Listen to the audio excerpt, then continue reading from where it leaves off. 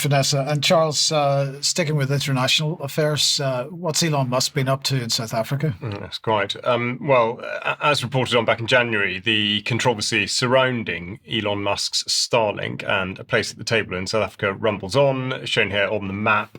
South Africa in a darker shade, suggesting that it doesn't yet have Starlink. But the question I concluded the report by asking was whether a country does actually want to grant Starlink effective control of almost all communications and, of course, access to all of the data passing back and forth. South Africa, for now, does not, though this seems to be an inadvertent consequence of its black economic empowerment laws upheld by the Independent Communications Authority, which prohibit a business from operating in the country unless it is owned to at least 30% by black South Africans. Now, Musk is South African by birth, but as he points out on his own messaging service, Twitter, he is the wrong colour. Now, the lever Musk has attempted to use is the introduction of a Tesla manufacturing plant, apparently bringing prosperity to the country, which, for a start, is a highly questionable form of incentive. But as an aside, though the Tesla price is widely reported to have dropped fairly sharply in recent months, it's worth pointing out that Musk has not lost his flair for opportunism and that hitching his wagon to the Trump pony has overall been very much to his gain. The mainstream narrative posits that the exclusion of South Africa, or indeed any part of Africa, is widening what's referred to as the digital divide. And this is what Musk himself says about the importance of foisting the internet on the entire continent. I do think Africa has a lot of potential, and I think one of the things holding Africa back has been lack of internet connectivity, which is what Starlink is helping to solve. With that, people can learn anything and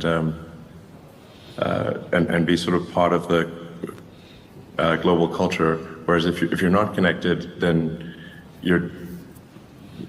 all you can do is like write letters or something. So connectivity is essential for Africa and other places to be part of the global culture and participate in AI and other activities.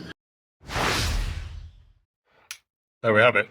A man in charge of far too much, dismissing all previous life on Earth, which apparently couldn't learn anything and could only write letters because they weren't connected to the internet.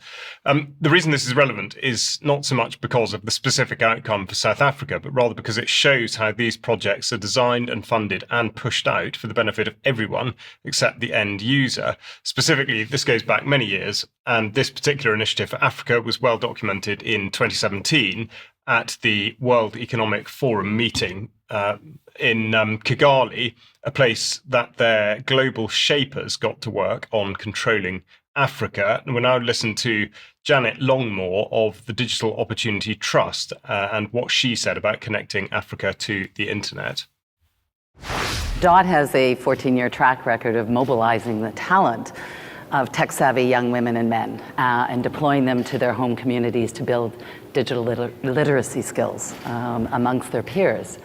And under the Northern Corridor pilot initiative, we've partnered with the government of Rwanda for a very innovative, ambitious program that we are bringing to this initiative as well. It is called the Digital Ambassadors Program. And imagine in your mind thousands of very tech-savvy, talented young women and men who will be deployed to their home communities to build digital literacy skills amongst the people. The core essence of this is a broad collaboration, private sector, international private sector, the government, and civil society as strong implementers. The government has vested it in their digital talent policy, so it is approved and moving forward.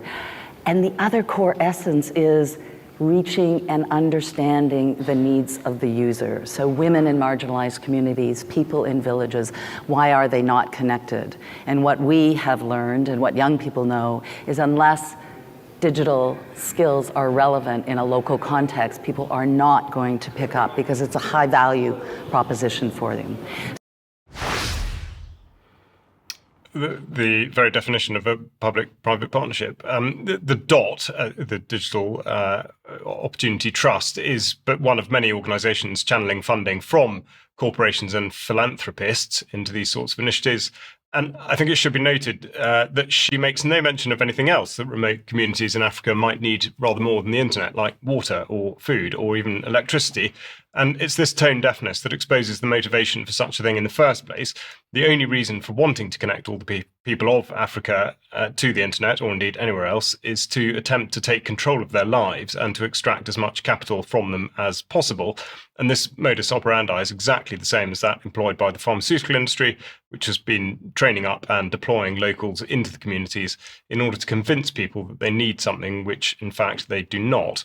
And though this has been in the pipeline for a long time, Africa does still have a limited opportunity to attempt to resist this particular invasion. And in this case, the South African situation may be considered as a bellwether, I think, one to watch in any case. And I think that probably leads us on into digital ID. Yeah. And so,